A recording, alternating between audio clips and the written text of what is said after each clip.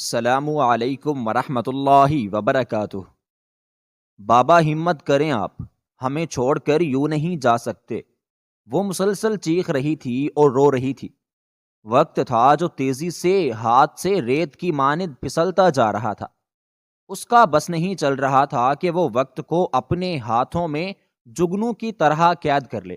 اس کے باپ کی آنکھیں بار بار بند ہو رہی تھیں۔ تکلیف سے چہرے کا رنگ سرد پڑ رہا تھا اور ان کے لرزتے ہاتھ یہ بتانے کے لیے کافی تھے کہ درد ضبط کرتے ہوئے انہیں بہت مشکل کا سامنا کرنا پڑ رہا تھا۔ ہمنا پوری کوشش کر رہی تھی کہ اپنے والد کی آنکھیں کھلی رکھے، مگر جب دل ہی مر جائے تو انسان آنکھیں کھول کر بھی کہہ سکتا ہے۔ ان کی تو جینے کی امید ہی ٹوٹ گئی تھی۔ وہ تو موت کو آنکھوں کے سامنے دیکھ رہے تھے۔ کتنا وقت گزر گیا تھا اس چھوٹے سے ہسپتال میں زندگی اور موت کے درمیان لڑتے ہوئے۔ نہ ڈاکٹر یہاں پر آ رہا تھا اور نہ ہی اس کا چیک اپ کر رہا تھا اور نہ ہی اس کے لیے کوئی دوا تجویز کر رہے تھے۔ ہمنا کا بس نہیں چل رہا تھا کہ وہ کچھ بھی کر کے اپنے باپ کو ہسپتال لے کر جائے۔ اس کو غصہ بہت لوگوں پر آ رہا تھا، سب سے زیادہ ارسل پر۔ مانا کہ اس نے خود ہی ارسل کو رابطہ رکھنے سے منع کیا، مگر موت و محبت کا دعوے دار تھا۔ کیا اس کا دل یہ گواہی نہیں دے رہا تھا کہ ہمنا اس وقت مشکل میں ہے، تکلیف میں ہے، اور ہمنا کو اس وقت اس کی مدد کی ضرورت ہے؟ آج کتنے دن کے بعد پھر ڈاکٹر راؤنڈ پر آ گیا۔ بالآخر انہیں ہمنا کے رونے تڑپنے پر ترس آ ہی گیا تھا اور اس کے باپ کو دیکھنے کے لیے کمرے میں آ گئے، مگر انہیں دیکھ کر چیک اپ کر کے ڈاکٹر نے مایوسی والی خبر سنائی تھی۔ اس نے جواب دے دیا تھا کہ ہم اسپتال میں بائی پاس سرجری نہیں کر سکیں گے، آپ کو اپنے والد کو لے کر شہر کے بڑے ہسپتال جانا ہوگا۔ ہمنا اس بات پر آنکھیں کھولے منہ پھاڑے انہیں دیکھے جا رہی تھی۔ بھلا وہ اکیلی اپنے باپ کو شہر لے کر کیسے جا سکتی تھی؟ اس کے پاس نہ تو شہر جانے کے پیسے تھے اور نہ ہی معلومات اور نہ ہی کسی مرد کا سہارا۔ ہمنا کا دل چاہا کہ وہ اپنا سب کچھ بیچ دے اور اپنے والد کی صحت خرید لائے۔ ہمنا اپنے والد کی اکلوتی بیٹی تھی، کل سے وہ بھی خوش تھی۔ اس کی زندگی کا نیا دور شروع ہونے جا رہا تھا اور اس کی ارسل کے ساتھ منگنی ہونے جا رہی تھی، مگر اس کی خوشی کی عمر کتنی مختصر تھی۔ خوشی سے پہلے اسے اس پریشانی کو جھیلنا پڑ رہا تھا۔ نہ جانے آنے والے وقت اسے کیا رنگ دکھانے والے تھے۔ اس کی منگنی سے محض 2 دن پہلے ہی اس کے والد کو دل کا دورہ پڑا تھا۔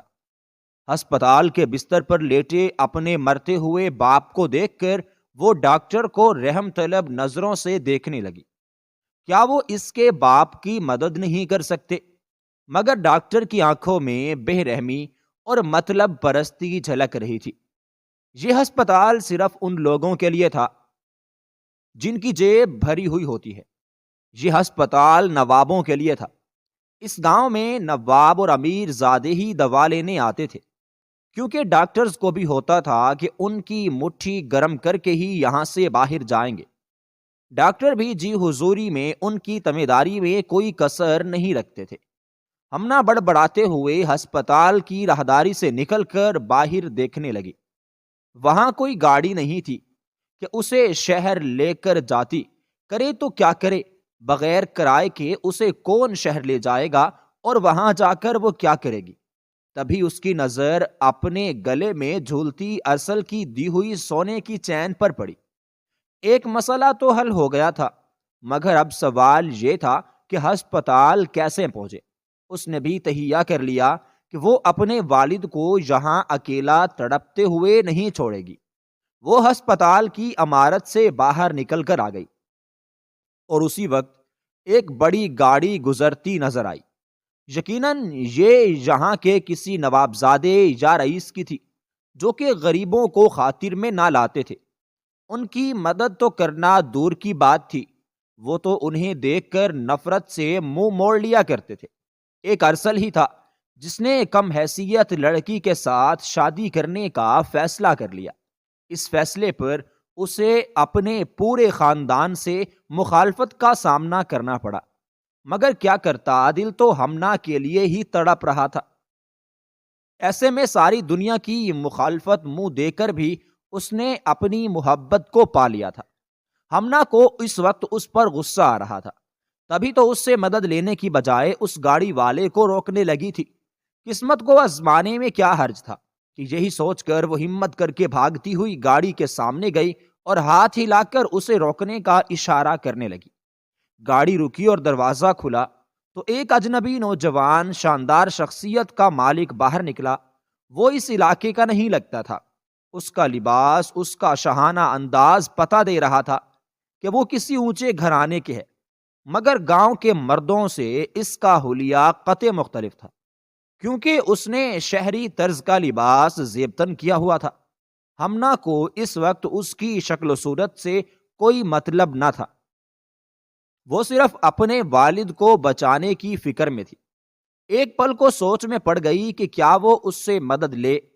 وہ نوجوان کوئی اور نہیں بلکہ شاذل تھا، جو گاؤں میں اپنے ایک دوست سے ملنے آیا تھا اور اب واپس جا رہا تھا۔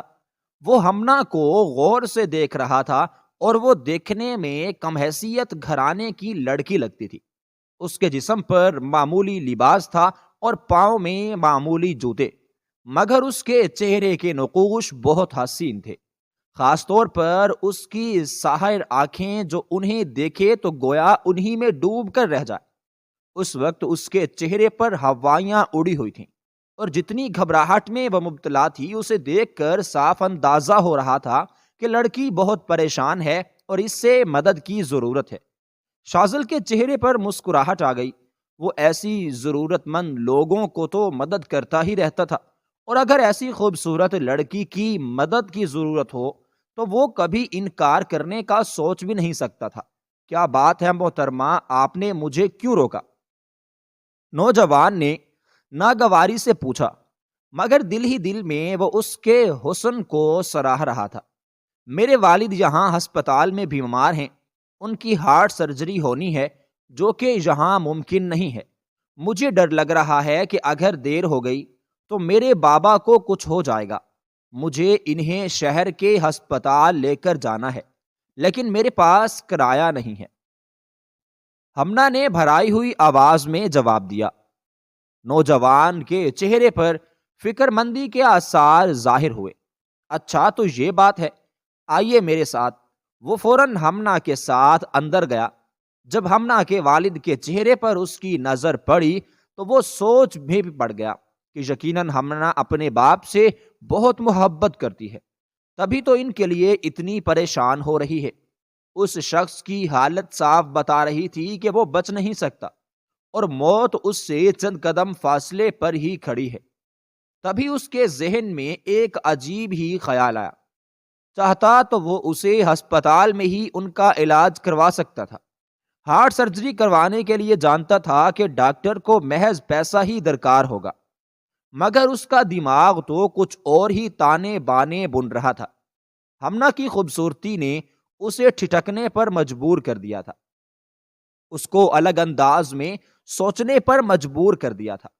اس حالت میں بھی کہ جب ہمنا پریشان تھی، اپنے باپ کی وجہ سے مسلسل روئے جا رہی تھی اور وہ اس کے لیے کچھ اور ہی سوچے جا رہا تھا، اس مقصد کے لیے ہمنا کو شہر لے کر جانا بہت ضروری تھا۔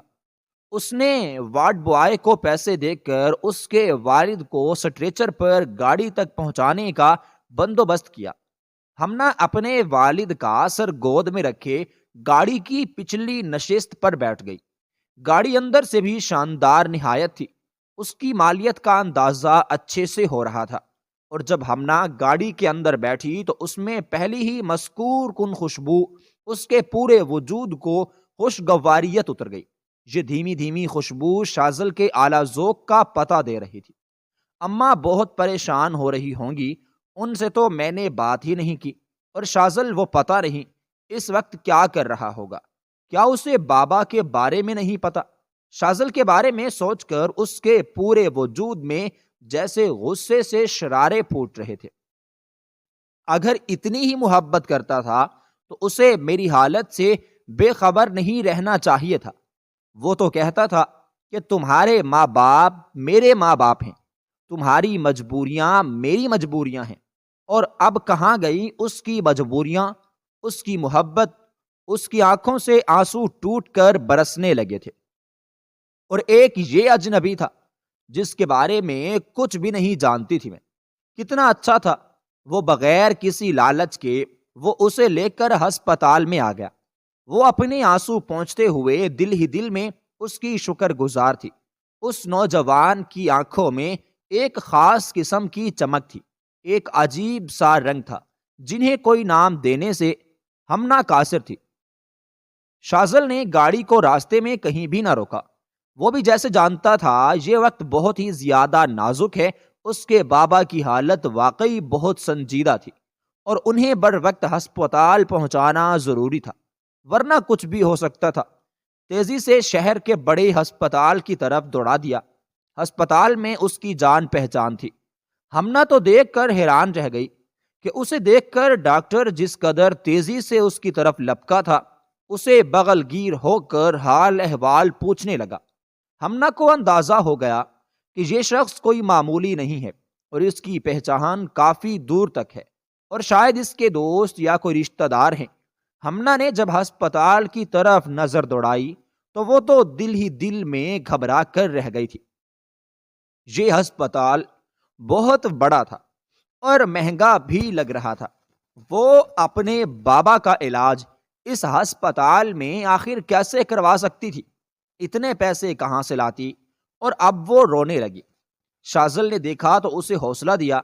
آپ فکر نہ کریں، آپ کے ابو بالکل ٹھیک ہو جائیں گے، اور مجھے یقین ہے کہ وہ آپ کے ساتھ چل کر یہاں سے اپنے گھر واپس بھی جائیں گے۔ آپ دل چھوٹا نہ کریں، آپ کے ابو کو اس وقت آپ کی دعا کی ضرورت ہے۔ مگر ہمنا مسلسل روئے جا رہی تھی۔ اب کی بار شازل اس کے رونے سے جھنجھلا گیا۔ دیکھیے، رونے سے کبھی مسئلے حل نہیں ہوتے۔ وہ چیز جو آپ کے ابو کو واپس لا سکتی ہے وہ دعا ہے۔ آپ جانتی ہیں کہ دعا میں کتنی طاقت ہوتی ہے۔ دعا ہی وہ چیز ہے جو تقدیر پر غالب آ جاتی ہے۔ اس کے سمجھانے پر ہمنا حیران رہ گئی۔ اس امیر زادے کے منہ سے ایسی باتیں سن کر اسے حیرت کا شدید جھٹکا لگا تھا۔ اس کے گاؤں کے امیر زادے تو جاہل تھے۔ اس نے اپنی زندگی میں اپنے باپ کے علاوہ ارسل خان کو دیکھا تھا، اور وہ بھی ایک امیر زادہ ہی تھا، مگر گنوار تھا۔ اسے تو بات کرنے کی بھی تمیز نہ تھی۔ ہمنا کو یاد تھا کہ کس طرح وہ اس کے سکول سے واپس آتے ہوئے اس کا راستہ روک کر کھڑا ہو جاتا اور کس قدر بے ڈھنگ انداز میں اس سے محبت کا اظہار کرتا۔ نہ چاہتے ہوئے بھی ہمنا کو اس پہ غصہ آیا۔ وہ تو کسی سمجھدار پڑھے لکھے انسان کے ساتھ شادی کرنا چاہتی تھی، مگر یہ ارسل خان کا خوف تھا۔ یہ کیا وجہ تھی کہ اس کے ماں باپ نے اس کا رشتہ ارسل خان کے ہاتھ میں دے دیا تھا؟ گو کہ اس کے والدین کی بالکل بھی خواہش نہ تھی، اور اس کی ماں تو بار بار ایک ہی بات کہی جا رہی تھی کہ وہ لڑکی جس کا خاندان ہمارے یہاں سالوں سے کام کر رہا ہے، جس کی حیثیت ہمارے یہاں ملازمہ سے زیادہ نہیں ہے، وہ لڑکی اس خاندان کی بہو بن کر رہے گی۔ بس کیا کریں، ہم تو اپنے بیٹے کے آگے مجبور ہو گئے ہیں۔ پتہ نہیں کیسے اس لڑکی نے جادو کر کے میرے بیٹے کو اپنے جال میں پھنسا لیا ہے۔ کتنی نفرت اور حقارت تھی اس کی ماں کے انداز میں۔ ہم نہ سوچتی رہ جاتی کہ پتہ نہیں وہ شادی کے بعد اس کے ساتھ کیا سلوک کریں گی۔ اس وقت جب اس نے شازل کے منہ سے یہ باتیں سنی تو وہ دل ہی دل میں اس کی شخصیت سے مرعوب ہو گئی تھی۔ وہ ریسیپشن پر آئی، لڑکی سے پوچھنے لگی کہ میرے بابا کے علاج پر کتنا خرچ آ جائے گا۔ شازل جو اس پر نظر رکھے ہوئے تھا، اس کی ایک ایک حرکت اس کی نگاہ میں تھی۔ ہمنا کی یہ حرکت بھی اس کی نظروں سے اوجھل نہ رہ پائی تھی۔ وہ بھی آہستگی سے چلتے ہوئے وہاں پر آ گیا اور ریسیپشنسٹ کہنے لگی کہ تقریباً 1.5 لاکھ کے قریب تک کا خرچہ آ جائے گا۔ ہمنا تو حیران ہی رہ گئی۔ 1.5 لاکھ کا خرچہ؟ مگر اتنے پیسے تو میرے پاس نہیں ہیں۔ اچھا آپ ایک کام کریں. اس نے گلے سے اپنی چین اتاری. یہ چین آپ رکھ لیں اور میرے بابا کا، مگر مجھے پتا ہے یہ اچھی خاصے پیسوں کی سیل ہو جائے گی، مگر جو پیسے رہ جائیں گے وہ میں آپ کو بعد میں دے دوں گی، مگر آپ میرے بابا کا علاج شروع کریں. ریسیپشنسٹ معذرت کرتے ہوئے کہنے لگی کہ ہمارے یہاں صرف کیش کی سہولت ہی میسر ہے. جب تک آپ سارے پیسے جہاں پر جمع نہیں کروائیں گی تب تک ہم آپ کے ابو کا علاج ہرگز نہیں کریں گے. اگر آپ کے پاس اتنے پیسے نہیں ہیں تو آپ انہیں کسی اور ہسپتال میں لے کر جائیے. ہمنا تو بری طرح سے رونے لگی تھی. آپ میرے ساتھ ایسا نہیں کر سکتی، میری مدد کریں. میں غریب ہوں، میں مجبور ہوں اور میرے ابو بیمار ہیں. دیکھیے میں بھی مجبور ہوں اور میں بھی غریب ہوں. میں یہاں پر نوکری کرتی ہوں اور میں آپ کی کوئی مدد نہیں کر سکتی. اس نے صاف لفظوں میں معذرت کی تو شازل سے وہاں پر فوراً آیا. میں ان کا سارا خرچ اٹھانے کے لیے تیار ہوں، جتنے پیسے بنیں گے میں دوں گا. اس نے پھر اپنی جیب سے پیسے نکال کر کاؤنٹر پر رکھ دیے. آپ ان کا آپریشن شروع کیجئے، اس کے علاوہ بھی جو چاہیے ہوگا میں یہیں پر موجود ہوں. ہمنا تو بے دہانی میں اسے دیکھنے لگی. پھر جب شازل نے اس کی طرف دیکھا تو اس کی نظریں ملنے پر ہمنا نظریں جھکا گئی. آپ نے میرے لیے اتنا کیا، مجھے شرمندگی ہو رہی ہے. اور واقعی میں اس کے لہجے سے شرمندگی صاف آیاں ہو رہی تھی. شازل مسکرا دیا. میں نے جو بھی کیا میرا فرض تھا، یہ میں آپ پر کوئی احسان نہیں کر رہا. اگر آپ کی جگہ پر کوئی بھی ایسا انسان ہوتا جس کی مدد کی ضرورت ہوتی تو میں اس کی مدد کرتا، اسے یوں چھوڑ کر نہ جاتا. آپ اپنے ذہن میں کوئی بھی وہم وسوسہ نہ پالیں. ہمنا ممنونیت کے ساتھ اس کا شکریہ ادا کر رہی تھی، مگر اسے شازل کی نظروں کی چمک عجیب محسوس ہو رہی تھی. وہ بغور اسے دیکھ رہا تھا، جیسے اس کے چہرے کا ایک ایک نقش حفظ کر رہا ہو. ہمنا کو اس کا انداز عجیب تو لگ رہا تھا، مگر وہ اس کے بارے میں کچھ بھی الٹا سیدھا نہیں سوچ سکتی تھی، کیونکہ جو کچھ شازل نے کیا تھا شاید وہ کوئی اور نہ کر پاتا، اور وہ اس کا محسن تھا. ہمنا شازل کے احسان تلے مزید دب گئی. وہ خاموشی سے دوائیں مانگتے ہوئے ICU کی طرف بڑھ گئی. وہ بہت بے چینی اور مسلسل روئے جا رہی تھی. یا اللہ، میرے ماں باپ کے علاوہ دنیا میں کوئی نہیں ہے. میں تم سے ان کی صحت یابی کی دعائیں مانگتی ہوں. میرے سر سے ان کا سایہ مت چھیننا.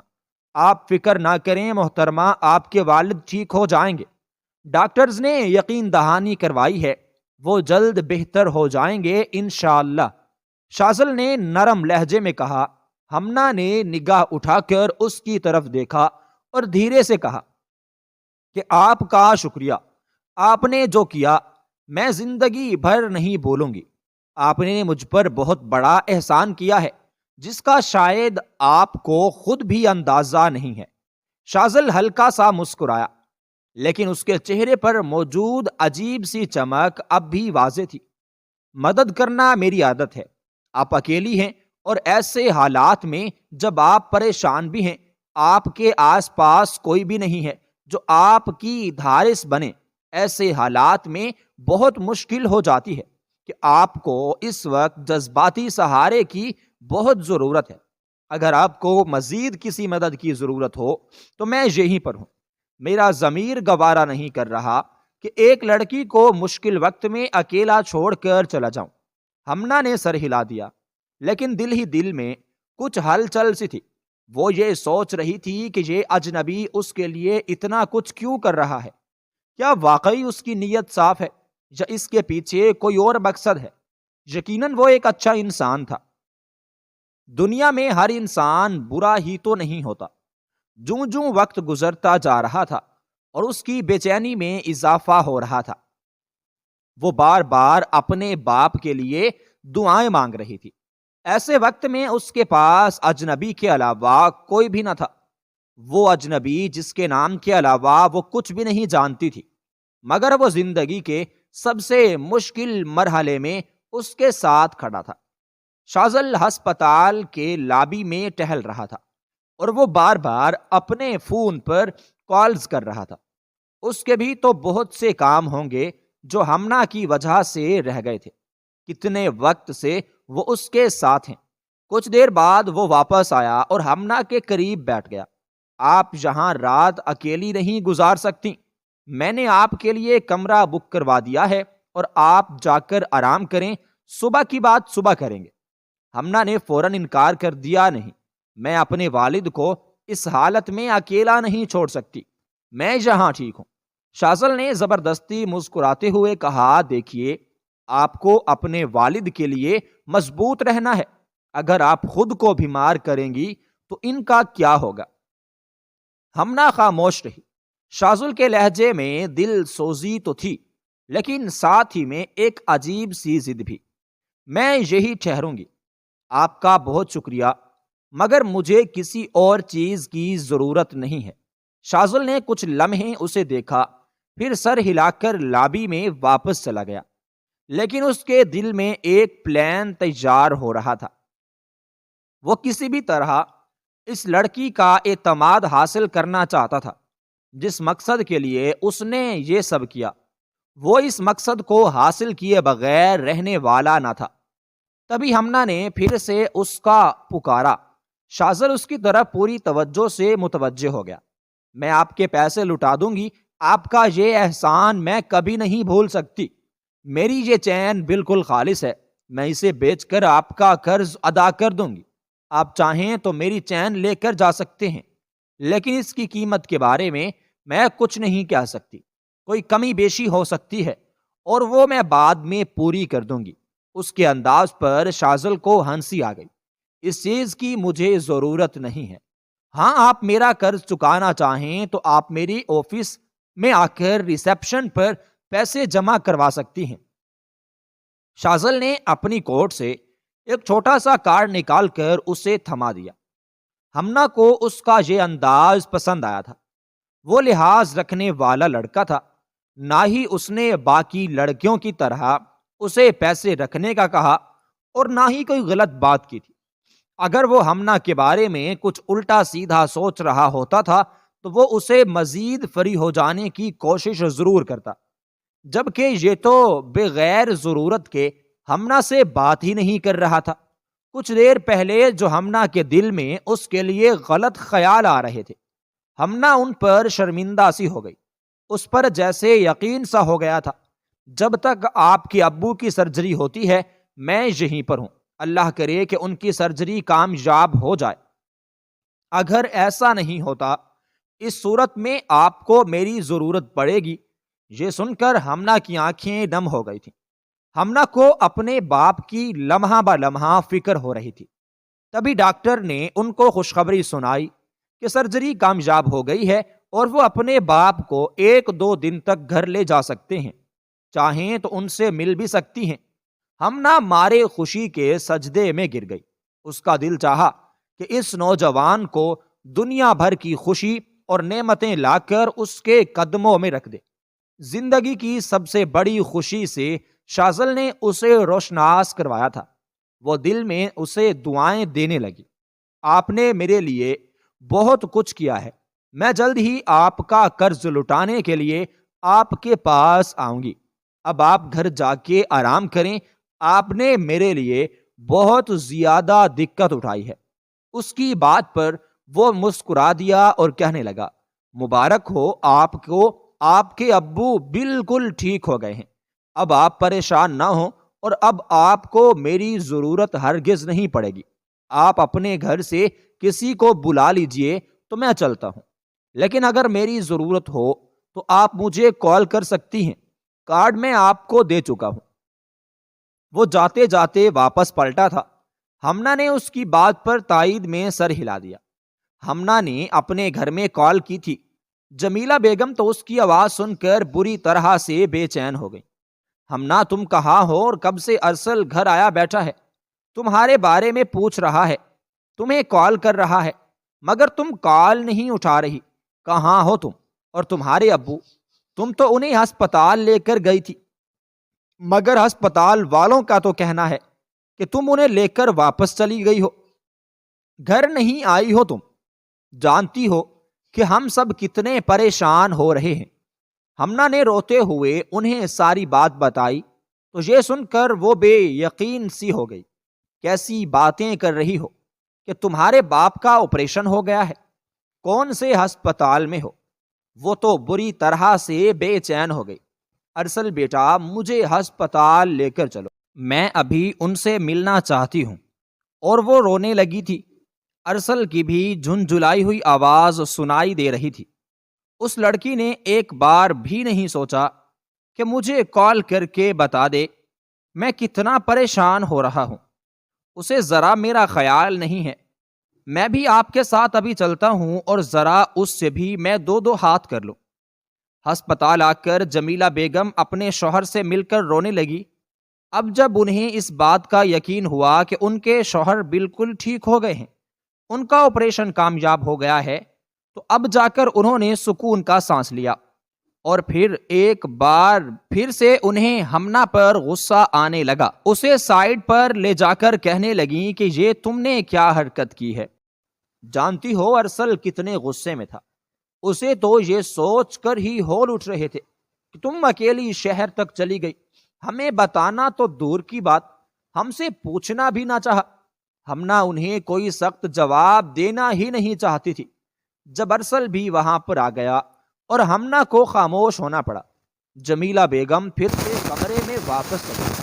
اب ارسل اور ہمنا وہاں پر اکیلے رہ گئے تھے۔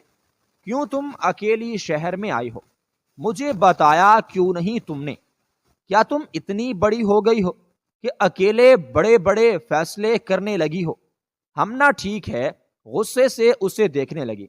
ایک تو آپ میرے باپ کے اتنے بڑے مشکل وقت میں میرے ساتھ آئے نہیں، اور پھر آپ مجھ سے ایسی باتیں کر رہے ہیں۔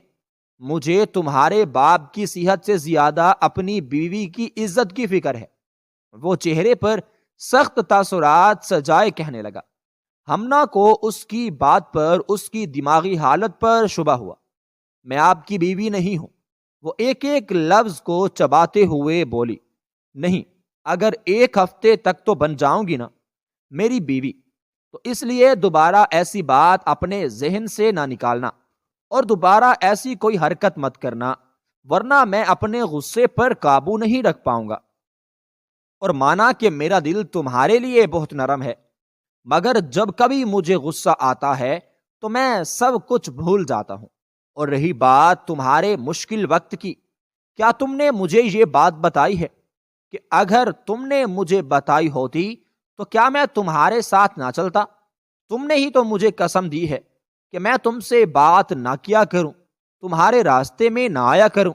لوگ طرح طرح کی باتیں بناتے ہیں، اور تمہاری بات مان کر جب میں نے تم سے فاصلہ اختیار کیا تو اس بات پر بھی تمہیں اعتراض ہے۔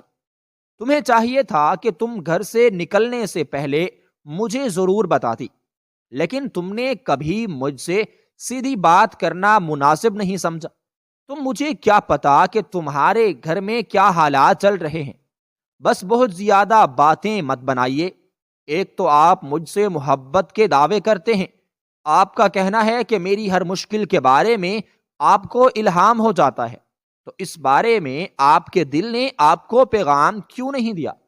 چلو، جو ہونا تھا ہو گیا، اب یہ غصہ کرنا بند کرو۔ گزرا ہوا وقت واپس نہیں آ سکتا۔ نہ شکر کرو، انکل بالکل ٹھیک ہیں۔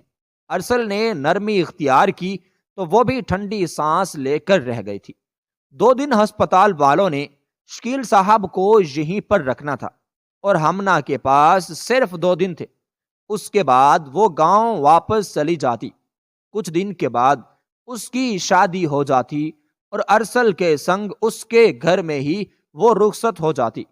نہ جانے دوبارہ کبھی شہر آنے کا موقع ملتا یا نہیں، دوبارہ کبھی وہ شازل کا قرض بھی چکا پاتی یا نہیں۔ جانتی تھی کہ ارسل خان کو وہ ایک تنگ نظر انسان ہے۔ وہ اس کا کبھی بھی شازل کے ساتھ بات کرنا، اس کی آفس میں جانا پسند نہیں کرے گا، اور یہ بات بھی اسے اچھی نہیں لگے گی کہ اس نے ایک اجنبی مرد سے مدد لی۔ اگر اسے پتا چلا تو وہ بہت غصہ کرے گا۔ گو کہ پہلے وہ ارسل سے مخاطب بھی نہیں ہوتی تھی، مگر اب ان کے درمیان جب شادی جیسا مضبوط بندھن بننے جا رہا تھا تو وہ اس کے دل میں اپنی جگہ بنانے میں کامیاب ہو گیا تھا۔ وہ نہیں چاہتی تھی کہ ایسا کوئی بھی کام کرے جو ارسل اس سے بدظن ہو جائے، تبھی تو وہ اس کی غیر موجودگی میں اپنا یہ فریضہ بھی انجام دینا چاہتی تھی۔ یہ پیسہ اس کے پاس شازل کی امانت تھے، وہ اسے واپس کرنا چاہتی تھی۔ وہ نہیں جانتی تھی کہ چین بیچ کر اسے کتنے پیسے ملنے والے ہیں، مگر اتنا اندازہ تھا کہ وہ پیسے اچھے خاصے ہوں گے۔ اس کا قرض کافی حد تک اتر جائے گا، باقی جو پیسے رہ جائیں گے وہ اسے بعد میں دے دے گی۔ اسے اس بات کا بھی افسوس تھا کہ یہ چین تو ارسل نے اسے تحفے میں دی تھی۔ اس کا تحفہ وہ بیچنے جا رہی تھی، مگر کیا کرتی، مجبوری تھی۔ مجبوری میں تو انسان اپنے آپ کو بچانے کے لیے کچھ بھی تو کر سکتا ہے۔ اس نے اس کے کارڈ پر لکھا ہوا پتہ پڑھا، وہ تو یہاں سے تھوڑا ہی دور تھا، ہسپتال سے تقریباً آدھے گھنٹے کا سفر تھا۔ اس نے سوچ لیا کہ آج ہی جا کر اپنی چین بیچ کر اسے پیسے لوٹا دے گی، لیکن یہ کام بڑا مشکل لگ رہا تھا۔ ارسل سے نظریں بچا کر ہسپتال سے باہر نکلنا، جیولر کی شاپ پر جا کر اس چین کو بیچنا اور پھر آفس میں پیسے لے کر جانا، اس میں اچھا خاصا وقت صرف ہو جانا تھا۔ ہمنا غریب اور مجبور لڑکی تھی، مگر اس کے ساتھ ساتھ وہ خوددار بھی تھی، اور اس نے شازل سے مدد تو لے لی، مگر اس کا ضمیر یہ بات گوارا نہ کر رہا تھا۔ وہ جلد از جلد اپنے ضمیر سے یہ بوجھ ہٹانا چاہتی تھی، اور پھر اس کے ذہن میں ایک ترکیب آ ہی گئی۔ ارسل کی چھوٹی بہن جو میٹرک کلاس کی اسٹوڈنٹ تھی، وہ شہر میں آئی تو ارسل نے ہمنا سے کہنے لگی کہ وہ اس کے ساتھ جا کے شادی کی شاپنگ کر لے، اپنی پسند کی چیزیں لے لیں۔ ارسل اس وقت اس کے ابو کے ساتھ ہسپتال میں موجود تھا۔ ڈرائیور کے ساتھ اس نے ان دونوں کو بھیج دیا۔ ہمنا کا تو دل خوشی سے بے قابو ہونے لگا۔ جس بات کو اتنا بڑا مسئلہ سمجھ رہی تھی، وہ مسئلہ تو چٹکی بجاتے ہی حل ہو گیا، بلکہ ارسل نے خود ہی اس کا مسئلہ بھی حل کر دیا۔ اب وہ اس کی چھوٹی بہن صبا کو لے کر ایک مال میں آ گئی۔ گو کہ شہر سے شاپنگ کرنے کو اس کا کوئی خاص تجربہ نہ تھا، مگر صبا کو اس سے زیادہ کافی حد تک معلومات تھی، کیونکہ وہ اپنے گھر والوں کے ساتھ یہاں پر آتی رہتی تھی، اور جلدی جلدی اس نے جو پسند کیا وہ سب لے کر گاڑی میں بیٹھ گئی، اور پھر شازل کے آفس کے سامنے رک گئی۔ انہیں کہنے لگی کہ میں یہاں سے ابا کے لیے کچھ دوائی لے کر جانا چاہتی ہوں، میں ہسپتال واپس چلی جاؤں گی اور آپ لوگ گھر چلے جائیے۔ یہ بھی ڈرائیور اب سیدھا گاؤں میں ہی جا رہا تھا۔ ہمنا کو وہیں پر اتار کر وہ لوگ چلے گئے۔ ہمنا نے وہیں سے ایک رکشہ لیا، جیولر شاپ پر گئی اور وہ چین بیچی تو اس کی قیمت اسے 1,00,000 چند ہزار ملی۔ وہ اس کی توقع سے بھی زیادہ تھے۔ وہ خوش تھی کہ اس کے سر سے بوجھ کافی حد تک اتر جائے گا، اور جب وہ جیولر شاپ سے باہر نکلی تو اس کے بیگ میں پڑا موبائل مسلسل بج رہا تھا۔ موبائل نکال کر دیکھا تو ارسل کی کالز تھی۔ اس کو نظر انداز کرتے ہوئے وہ ایک بڑی اور شاندار دفتر میں داخل ہوئی۔ یہ پہلی بار تھا جب وہ کسی اجنبی جگہ پر گئی تھی۔ اس کے ہاتھ کانپ رہے تھے اور دل تیزی سے دھڑک رہا تھا، اور خوف کے ساتھ ایک عجیب سی بے چینی اس پر طاری تھی کہ شازل کے ساتھ وہ کیا بات کرے گی، اس کو دیکھ کر کیسے رد عمل کا اظہار کرے گی۔ جب وہ دفتر کے اندر پہنچی، سامنے شازل موجود تھا۔ بچوں سی اس کے چہرے پر آنے والے تاثرات ناقابل فہم تھے، اور ہمنا جیسی معصوم لڑکی اس کی آنکھوں کی چمک اور چہرے کے تاثرات سے اس کے اندر کی خباثت کا اندازہ لگانے میں ناکام ہو رہی تھی۔ وہ سر جھکائے ہوئے اس کے سامنے بیٹھ گئی، اور وہ اپنے دونوں ہاتھوں کی انگلیاں ایک دوسرے میں پیوست کیے وہ کہنے لگی کہ سر، میں آپ کا قرض چکانے کے لیے یہاں پر آئی ہوں۔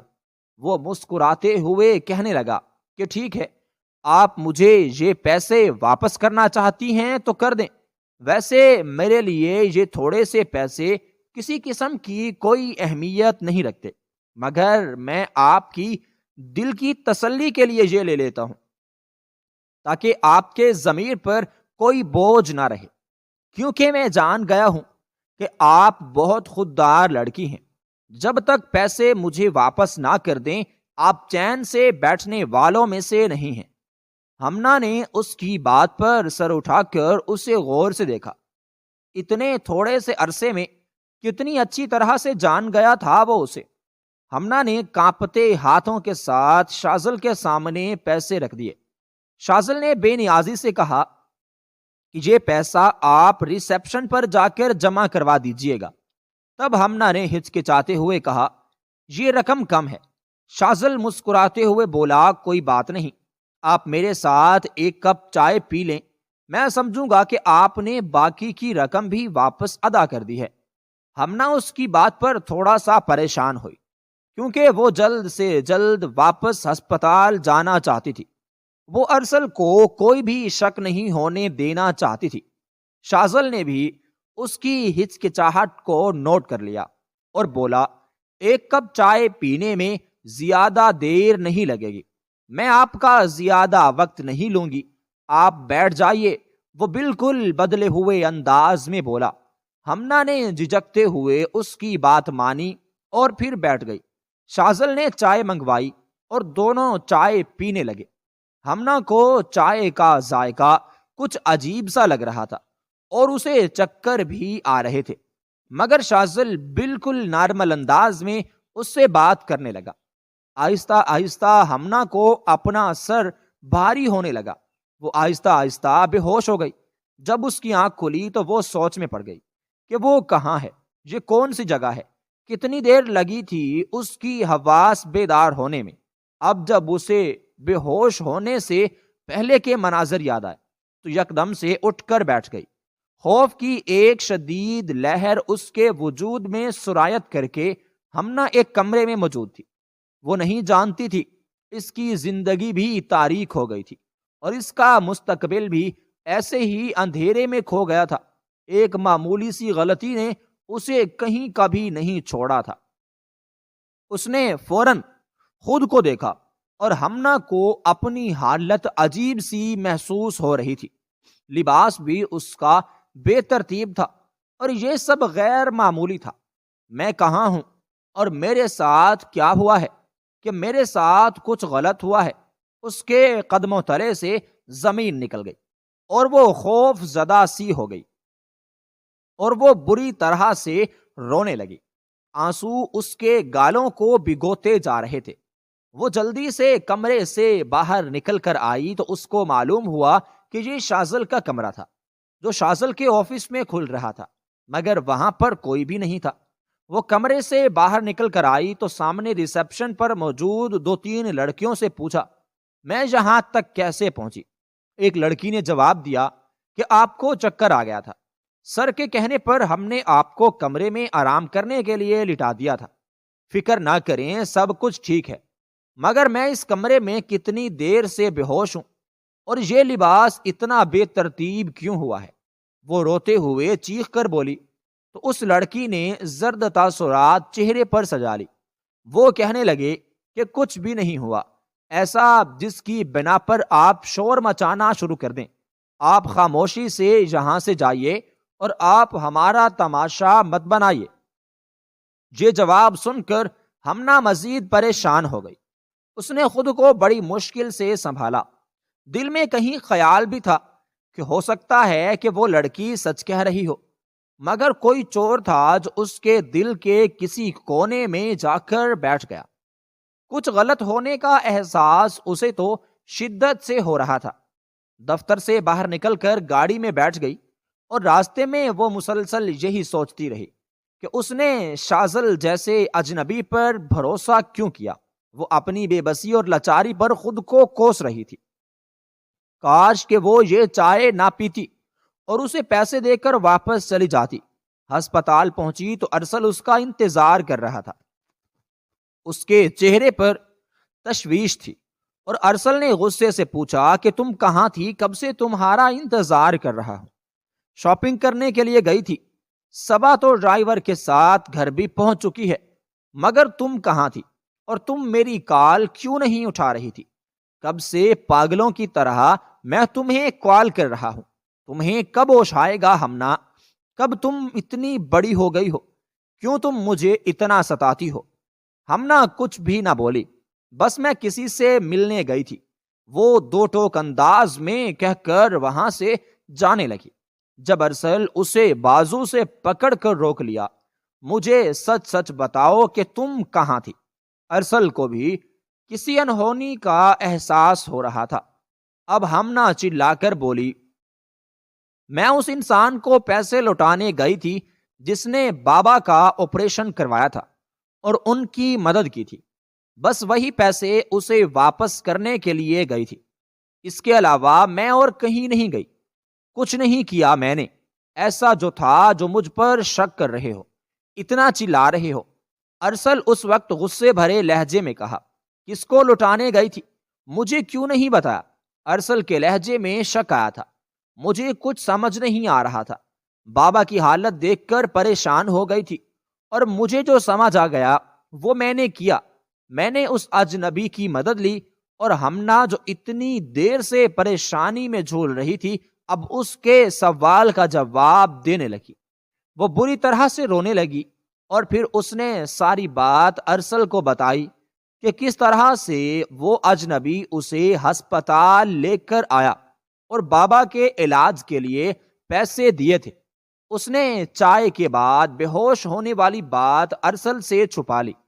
پتہ نہیں کیوں اس کا دل یہ بات سوچ کر ہی لرز رہا تھا، اور اسے اندازہ تھا کہ ارسل یہ بات جان بوجھ کر کچھ الٹا سیدھا ضرور کرے گا۔ ارسل نے گہری سانس لے کر کہا، یہ آخری بار ہے ہمنا جو میں تمہاری بے وقوفی کو برداشت کر رہا ہوں۔ آج کے بعد تم دوبارہ ایسی کوئی حرکت نہیں کرو گی۔ جو بھی کرو گی میرے سامنے کرو گی، مجھ سے پوچھ کر کرو گی۔ میں نہیں چاہتا کہ تمہارے ساتھ کچھ غلط ہو، اور تم جانتی نہیں کہ دنیا بہت بری ہے۔ میں تمہیں برے لوگوں کے شر سے محفوظ رکھنا چاہتا ہوں۔ ہمنا اسے محض دیکھ کے رہ گئی۔ جب وہ اپنے والد کے ساتھ گھر پہنچی تو وقتی طور پر اس بات کو بھول بھی گئی تھی۔ اس کے لیے اپنے باپ کی صحت اس کی خوشی سب سے زیادہ اہم تھی۔ پورا دن گھر میں لوگوں کا تانتا بنتا رہا جو انہیں دیکھنے کے لیے آ رہے تھے، اور ہمنا پورا دن گھر کے کاموں میں مصروف رہی۔ اسے فرصت نہ ملی، اور بار بار اس کا فون بجتا رہا۔ اس نے سوچا کہ ارسل ہی مجھے کال میسیجز کر رہا ہوگا۔ اس کی محبت پر ہمنا کے لب اپنے آپ ہی مسکرا دیے، اور پھر رات کو سب کام سے فارغ ہو کر جب ہمنا کمرے میں آئی تو تب اس نے اپنا فون دیکھا، اور ایک انجان نمبر سے اسے بہت سارے میسیجز کیے گئے، کال بھی کی گئی تھی۔ اور جب اس نے میسیج کھولا تو اس کے جسم سے جیسے جان ہی نکل گئی، کیونکہ یہ تو اس کی نازیبا تصاویر تھیں۔ اگر کوئی دیکھ لیتا تو وہ کسی کو بھی منہ دکھانے کے قابل نہ رہتی، اور اس کے ماں باپ تو شرم سے مر جاتے، سر اٹھا کر چلنے کے قابل نہ رہتے کہ اس کے ساتھ کیا ہو گیا تھا۔ اور اس دن وہ اس کے آفس میں ہی تو بے ہوش ہوئی تھی، اور یقیناً یہ سب اسی نے کیا تھا۔ مگر کیوں؟ وہ تو بہت ہمدرد بنا ہوا تھا۔ ہمنا نے تو اس کے ساتھ کچھ بھی برا نہیں کیا، اور وہ تو اس کے پیسے بھی واپس دے کر آئی تھی۔ پھر کیوں کیا شازل نے ایسا؟ وہ تصاویر دیکھ کر اس کے ہاتھ کانپنے لگے۔ اس کے دل میں ایک عجیب سا خوف پیدا ہو گیا، اور وہ اپنی عزت اعتماد کھو جانے کے غم میں ڈوب گئی۔ اسے یہ سمجھ نہیں آ رہا تھا کہ وہ اس صورتحال سے کیسے نکلے۔ اس کا جی چاہا کہ وہ اپنی جان دے دے اور خود کو موت کی گھاٹ اتار دے۔ اگر یہ سب ارسل نے دیکھا تو وہ تو اس کی جان لے لیتا۔ وہ دونوں ہاتھوں میں سر تھام کر رونے لگی۔ یا خدا، میں کس مصیبت میں پھنس گئی ہوں۔ میرا تو ایسا کوئی غلط ارادہ نہیں تھا۔ میں تو بس اپنے ابو کی صحت یابی چاہتی تھی۔ اور یہ میرے ساتھ کیا ہو گیا؟ میں نے اپنے ماں باپ کو بڑھاپے میں کیسا غم دے دیا؟ وہ پھوٹ پھوٹ کر رونے لگے۔ موبائل پر پھر سے کال آنے لگی اور میسیجز بھی آ رہے تھے۔ ہمنا کا دل خوف سے لرز رہا تھا اور اسے لگ رہا تھا کہ یہ فون نہیں بلکہ موت کا پیغام ہے۔ یہ اس کے لیے موت ہی کا پیغام تو تھا۔ وہ تو جیتی جی مر گئی تھی، ایک زندہ لاش میں تبدیل ہونے والی تھی۔ وہ جانتی تھی کہ یہ معاشرہ اسے کبھی معاف نہیں کرے گا، کبھی اسے قبول نہیں کرے گا، اور کتنی دیر اسے اسی حالت میں بیٹھے ہوئے گئی۔ وہ بار بار فون بجتے ہوئے سن رہی تھی، لیکن اسے کھولنے کی ہمت نہیں کر پا رہی تھی۔ جب بالآخر اس نے فون کھولا تو اس کی نظریں اس پر آنے والی مزید تصویروں پر چمک گئیں۔ یہ تصویریں اس کی اپنی تھیں۔ انہیں دیکھ کر اسے ایسا محسوس ہوا جیسے اس کی دنیا ختم ہو گئی ہو۔ وہ حیران اور پریشان تھی کہ یہ تصویریں کس طرح بنی اور کیوں۔ تصویروں کے ساتھ ایک میسج تھا: اس مہینے 10 لاکھ روپے بھیج دو ورنہ تمہاری یہ تصویریں انٹرنیٹ پر پھیلا دی جائیں گی۔ یہ پیغام پڑھ کر ہمنا کی روح کانپ اٹھی۔ وہ کچھ سمجھنے سے قاصر تھی اور اس کے ذہن میں صرف ایک سوال تھا: یہ سب کیا ہے؟ اس رات وہ اللہ سے گڑ گڑا کر دعا کرنے لگی۔ اس کی تصویریں اتنی نازیبا تھیں کہ وہ شرم سے پانی پانی ہو چکی تھی۔ اس نے فیصلہ کیا کہ وہ ارسل کے پاس جا کر سچائی بتائے گی۔ اس وقت اسے ارسل کا ہی خیال آیا تھا۔ وہی تھا جو اس کی مدد کر سکتا تھا اور جو اسے موت کے گھاٹ اتار کر اس کی الجھن دور کر سکتا تھا، اسے عبرتناک ذلت بھری زندگی سے نجات دلا سکتا تھا۔ ایک پختہ ارادہ کر کے رات اندھیرے میں ہمنا نے اپنے ابو کی بندوق کو اٹھایا اور کانپتے قدموں سے باہر نکل گئی۔ اس کے ماں باپ دونوں پرسکون سو رہے تھے۔ وہ نہیں جانتے تھے کہ ان کے گھر پر کیسی قیامت ٹوٹ پڑی تھی، کیسی تباہی ان کی منتظر تھی۔ وہ کبھی رات کے وقت گھر سے باہر نکلنے کا سوچ بھی نہیں سکتی تھی۔ اس وقت ارسل کے گھر جانے کے بارے میں تو اس نے کبھی خواب میں بھی نہیں سوچا تھا، مگر اب اس کے علاوہ اس کے پاس اور کوئی راستہ نہ تھا۔ وہ کے گھر پہنچ گئی۔ چوکیدار اسے اچھی طرح سے جانتا تھا۔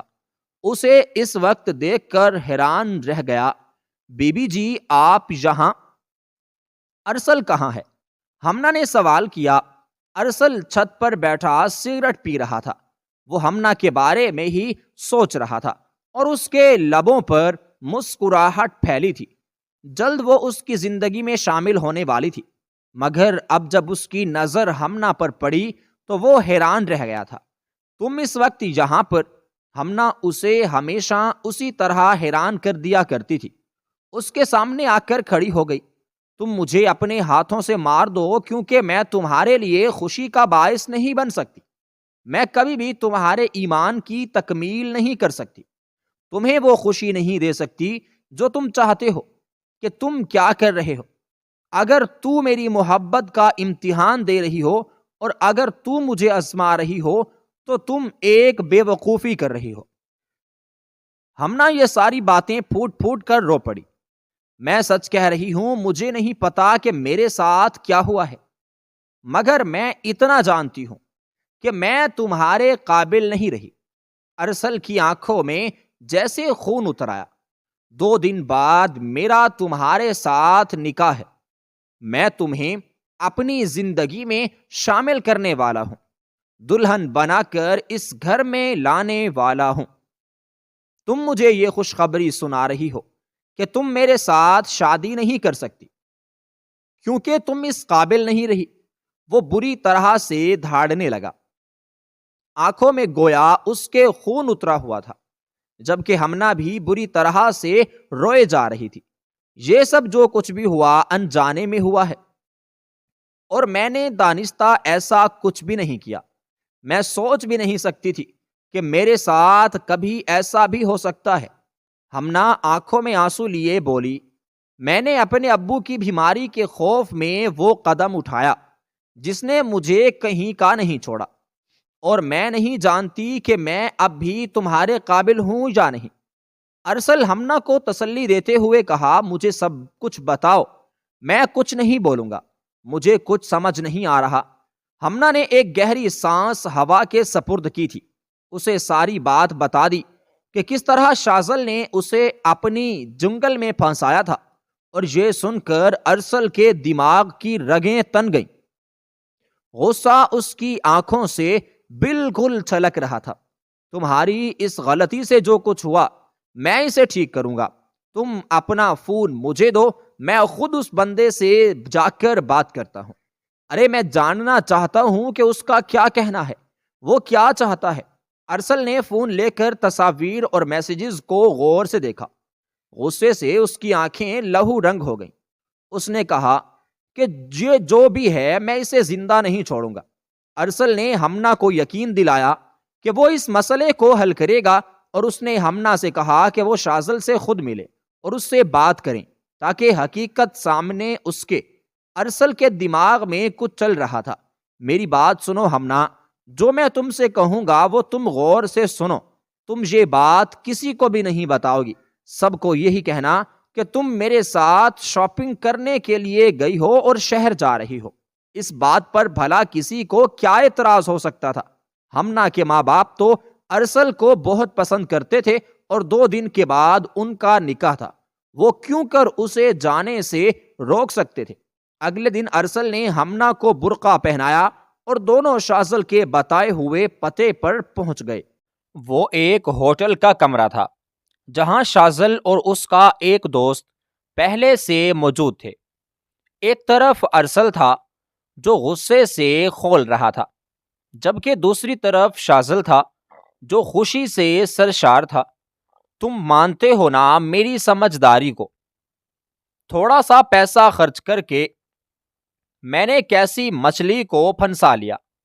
اتنا زبردست مال ہے کہ تم اسے دیکھو گے تو دیکھتے رہ جاؤ گے۔ میں نے تو بس تکا لگایا تھا، تکا لگ گیا۔ وہ ہنستے ہوئے خباثت سے بولا، اب آ رہی ہے وہ یہاں پر، ہم دونوں مزے لیں گے۔ یاد کرو گے تم بھی کیسے سخی سے پالا پڑا ہے۔ وہ ایک آنکھ ونک کر کے خباثت سے ہنستے ہوئے بولا۔ اس کا دوست بھی زور سے ہنسنے لگا۔ مان گیا بھائی، تمہیں بہت بڑی چیز ہو تم۔ وہ سچ مچ میں اپنے دوست سے متاثر تھا۔ حسین سے حسین لڑکی نہ جانے کیسے اس کے جال میں پھنس جاتی تھی، اس کے دامن میں آ کر گرتی تھی، اور پھر جب شازل کا دل بھر جاتا تو وہ اپنے دوستوں کو بھی اس حوض میں سے ضرور فیضیاب کرواتا تھا۔ کمرے کا ماحول پرسکون لیکن پر اسرار تھا۔ جب ہمنا اندر گئی وہ ڈر رہی تھی اور اس کے ہاتھ پاؤں بھی کانپ رہے تھے۔ اس کا دل تیزی سے دھڑک رہا تھا۔ وہ کبھی یہاں آنے کی ہمت نہ کر سکتی۔ وہ مر سکتی تھی، مگر خود کو کسی مرد کے سامنے ایسے پیش کرنے کے بارے میں وہ سوچ بھی نہیں سکتی تھی۔ وہ سمجھتی تھی کہ یہاں پر شازل ہوگا، مگر شازل کے ساتھ ایک اور خبیث چہرے والے انسان کو دیکھ کر اس کا دل دھڑکنا بھول گیا تھا۔ یہ کون ہے؟ وہ کانپتی ہوئی آواز میں بولی۔ یہ بھی تمہارے حسن کو خراج تحسین پیش کرنے کے لیے یہاں پر موجود ہے۔ شازل کی بات سمجھ کر اس کا چہرہ سرخ پڑ گیا۔ بہت دیر کر دی تم نے، کب سے تمہارا انتظار کر رہا ہوں۔ اب مزید دیر مت کرو۔ شازل نے اس کی طرف بڑھنے کی کوشش کی، لیکن جیسے ہی وہ اس کے قریب آیا، ارسل فوراً سے سامنے آ گیا۔ تمہارا گندا کھیل ختم ہوا۔ پتہ نہیں تم نے کتنی بے گناہ معصوم لڑکیوں کی زندگی خراب کی ہوگی۔ اب نہیں، تمہارے جیسے انسان کو اس دنیا سے چلے جانا چاہیے۔ شازل اپنے سامنے ایک انجان لڑکے کو دیکھ کر حیران ہی رہ گیا۔ یہ لڑکا کیا ہمنا کے ساتھ آیا تھا؟ اس نے غصے سے ہمنا کو دیکھا۔ اسے اس لڑکی سے اتنی چلاکی کی امید ہرگز نہ تھی، مگر ارسل نے شازل کو سنبھلنے کا موقع ہی نہ دیا، اور ارسل نے ایک گولی اس پر چلا دی، دوسری اس کے دوست پر، اور تیسری اس موبائل پر گولی چلا کر اس نے موبائل کو ناکارہ بنا دیا۔ جو ہمنا کے خلاف ثبوت تھا وہ بھی مٹ گیا۔ ہمنا بے یقینی سے کبھی ان لاشوں کو دیکھ رہی تھی تو کبھی ارسل کی طرف سے دیے گئے اس تحفے کو۔ اس وقت ہوٹل کے گارڈز کمرے میں داخل ہو گئے اور ارسل کو گرفتار کر لیا۔ ارسل نے اپنے آپ کو ان کے سامنے پیش کر دیا تھا۔ یہ سب میں نے کسی کو بچانے کے لیے کیا ہے۔ اس لڑکی کو یہاں سے جانے دیں، اس میں اس لڑکی کا کوئی قصور نہیں ہے۔ یوں ارسل نے خود کو قانون کے حوالے کر دیا۔ پھر ہمنا کو کہنے لگا کہ میں نے یہ گاڑی باہر کھڑی کر کے رکھی ہے، تم اس گاڑی میں بیٹھ جاؤ اور اس میں ڈرائیور موجود ہے، وہ تمہیں گھر تک پہنچا دے گا، مگر تم یہ بات کسی کو نہیں بتاؤ گی کہ میں نے یہ قتل کیوں کیا۔ میں نہیں چاہتا کہ تمہاری عزت کا تماشا بنے۔ ارسل کو ہتھکڑیوں میں دیکھتے ہوئے ہمنا کی آنکھوں میں آنسو آ گئے۔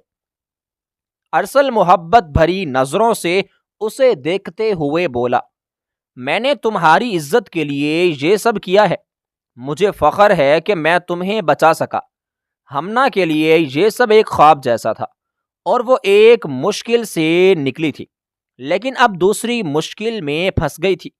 ہوٹل کے کمرے میں ہونے والا حادثہ ہمنا کی زندگی کا سب سے بڑا امتحان بن گیا۔ ارسل کی بہادری اور قربانی نے اسے وقتی طور پر بچا تو لیا تھا، لیکن اس واقعے نے اس کی زندگی کے ساتھ ساتھ ارسل کی قسمت کو بھی بدل دیا۔ ارسل کے لیے قانون کا سامنا ناگزیر تھا۔ گارڈز کے آنے پر ارسل نے ہمنا کو یقین دلایا کہ تم پر کوئی الزام نہیں آئے گا، میں سب کچھ قبول کر لوں گا، بس تم کسی کو کچھ مت بتانا۔ ارسل نے اپنا کہا پورا کیا تھا، وہ ہمنا کا نام اپنی زبان تک نہیں لایا تھا۔ کہنے لگا کہ میری ان لوگوں کے ساتھ ذاتی دشمنی نہیں تھی، اپنی ذاتی دشمنی کی بنا پر میں نے ان لوگوں کو ختم کر دیا، ان سے اپنا انتقام لے لیا۔ ہمنا بری طرح سے رونے لگی۔ ارسل نے میری عزت بچانے کے لیے اپنی زندگی برباد کر دی۔ میں نے کبھی بھی اس کی محبت کو سمجھا ہی نہیں، ہمیشہ اسے جاہل سمجھا، مگر وہ تو میرے لیے سب کچھ کر گیا جو کوئی اور کبھی بھی نہیں کر سکتا تھا۔ بے شک محبت، وفا، قربانی جیسے جذبے کتابیں اور ڈگریاں انسان کو نہیں سکھا سکتی۔ ہمنا گھر پہنچی تو گھر والوں نے اس کی حالت دیکھ کر سوالات کی بوچھاڑ کر دی۔ ہمنا، تمہیں پتا ہے کہ ارسل نے قتل کر دیا، تم دونوں تو ایک ساتھ ہی تھے، کیا ہوا تھا، کیوں قتل کیا؟ اس کی اماں مسلسل پوچھے جا رہی تھی، مگر ہمنا بالکل چپ تھی۔ ارسل کی تاکید کے مطابق اس نے کسی کو حقیقت نہ بتائی۔ اس کی ماں نے اسے سینے سے لگایا اور پوچھا کہ بیٹا کیا ہوا، تم اتنی گھبرائی ہوئی کیوں ہو؟ ہمنا نے خود کو سنبھالتے ہوئے کہا، اماں اتنا بڑا حادثہ ہو گیا میرے سامنے، ارسل نے 2 لوگوں کو قتل کر دیا، اوپر سے ابا کی وجہ سے بھی میں بہت پریشان ہوں، سمجھ نہیں آ رہا کہ کیا کروں۔ کب سے اس کے رکے ہوئے آنسو بہنے لگے۔ صبر کرو میری بچی، سب ٹھیک ہو جائے گا۔ ارسل کے گھر والے بہت بڑے لوگ ہیں اور وہ اپنے بیٹے کو بچا لیں گے، پھر ایک دن نہ ایک دن اس کی ضمانت کروا لیں گے، تم فکر مت کرو۔ اور ارسل کی گرفتاری کی خبر حویلی تک پہنچ گئی۔ خاندان کے بڑے اکٹھے ہو گئے اور معاملے پر بحث بھی شروع ہو گئی تھی۔ پتہ نہیں ارسل نے ایسا کیوں کیا تھا، وہ کچھ بتانے پر بھی تیار نہیں تھا، اور وہ لڑکی جس کے آر کے ساتھ شادی ہونے والی تھی، اس کا کیا قصور ہے؟ اس کی ارسل کے چھوٹے بھائی کے ساتھ شادی کر دی جائے۔ اس کے ماں باپ کو اس بات پر اعتراض تھا اور وہ کسی اچھے گھرانے کی لڑکی کو گھر لانا چاہتے تھے، مگر خاندان کے بڑے بزرگوں کے سامنے ان کی ایک نہ چلی اور ان کو ایک بار ہمنا کے گھر پھر سے آنا پڑا۔ فیصلہ یہ ہوا کہ ہمنا کو ارسل کی زندگی سے الگ کر دیا جائے اور اس کی شادی پر ارسل کے چھوٹے بھائی فہد سے کر دی جائے۔ یہ فیصلہ سن کر ہمنا کی دنیا اندھیر ہو گئی۔ وہ اپنی ماں کے پاس گئی اور رو پڑی، اماں میں ارسل کے علاوہ کسی سے شادی نہیں کر سکتی، اس نے میری عزت کے لیے اپنی زندگی قربان کر دی کہ ہمنا اس کی قربانی کو یوں نہیں بھلا سکتی تھی، اس کی محبت کبھی میرے دل سے نہیں نکل سکتی تھی۔ میں ساری زندگی اس کا انتظار کر سکتی ہوں اور اس کی ماں نے اسے سمجھاتے ہوئے کہا، بیٹا جذباتی باتیں اپنی جگہ، لیکن زندگی حقیقتوں پر چلتی ہے، جذبات کی سہارے نہیں۔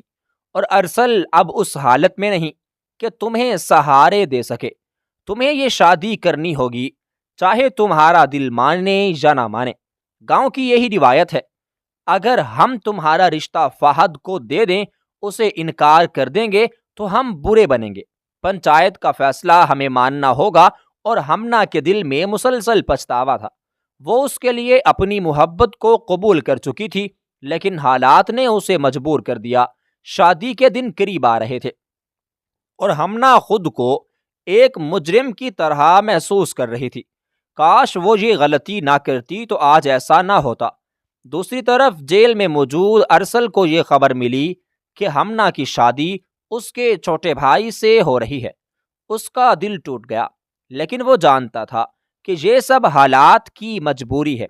اس نے خود سے کہا کہ میں نے اپنی محبت کے لیے سب کچھ قربان کر دیا، لیکن شاید میری محبت نصیب میں ہی نہیں تھی، میری قسمت میں یہ لکھا تھا۔ شادی کا دن میرے سر پر آن پہنچا۔ ہمنا دلہن کے لباس میں بیٹھی تھی، لیکن اس کی آنکھوں میں آنسو اور دل میں طوفان تھا۔